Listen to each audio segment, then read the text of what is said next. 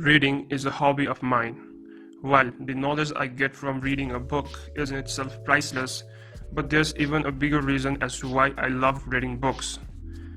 And the reason is the feeling I get while going through each chapter of the book.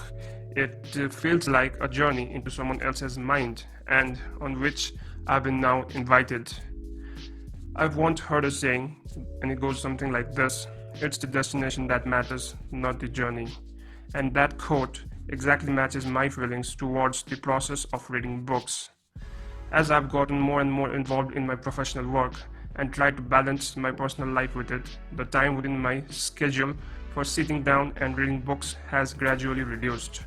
And I'm sure a lot of you are going through this feeling as well. So, having that in mind, today I've come up with some tips to help you find time to read books.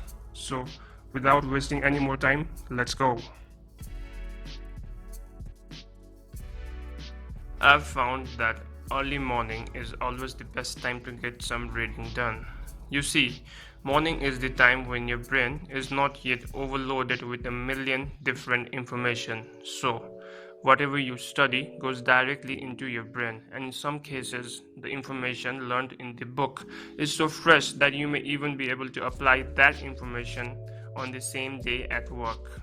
Also, end of the day before going to bed could be another good time to get some reading done. Granted, your mind may not be as fresh and active as it is during the morning, but still, this is 100 times better than using your smartphone for hours before going to bed. Usually, what I prefer doing is to read fiction, like a novel, before going to bed to help me ease out and get calm before sleeping. So, using tip number one, you can easily incorporate half an hour to 45 minutes for reading every day. A practical way to do this would be to get your alarm 30 minutes earlier than your regular time and go to bed 15 minutes later.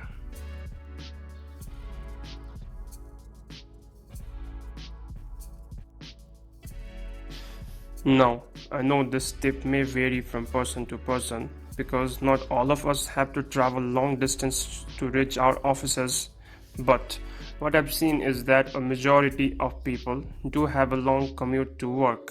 So, first, if you're someone who has to drive to work, I would suggest you go for an audio version of your favorite book to listen during your journey.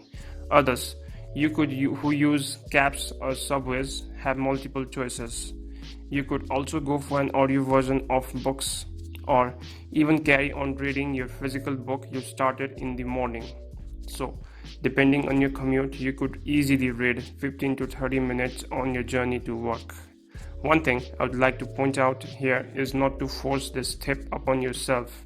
While reading in the morning is definitely a great habit you should develop and strive to do every day, reading on your commute is not the exact same thing. Some of you may have to travel with your friends or with your significant others, so if they want a portion of your time, you should definitely give it to them. But if there's nothing else you have to do while traveling, then reading is definitely a better option than being consumed by your smartphone.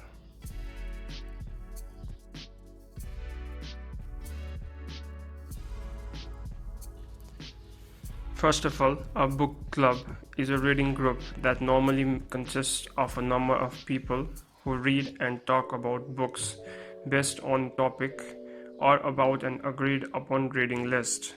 One feature of a book club is that members of the club normally meet at certain duration, like every month, and discuss the books they read.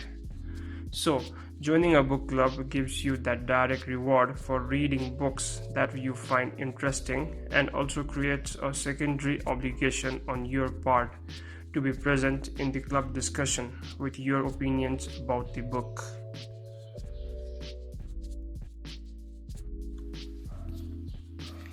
A reading weekend is a day in the weekend when you spend your entire day reading. Depending on your time schedule, you could do this every month or every fortnight. So, this tip is pretty simple. A lot of people say this tip is useful only if you are extremely passionate about reading, but I disagree. I think the words like passion and motivation move the both ways. What I mean to say is that you don't have to be passionate first to enjoy doing something. In fact, it should be the other way around. So, if you keep doing something and enjoy the process, then you become passionate about it. Similar is the case with reading.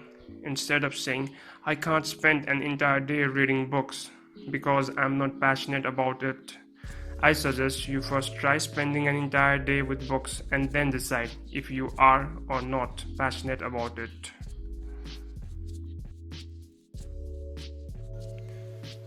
Tracking and observing your progress is the most important factor for your success in any field.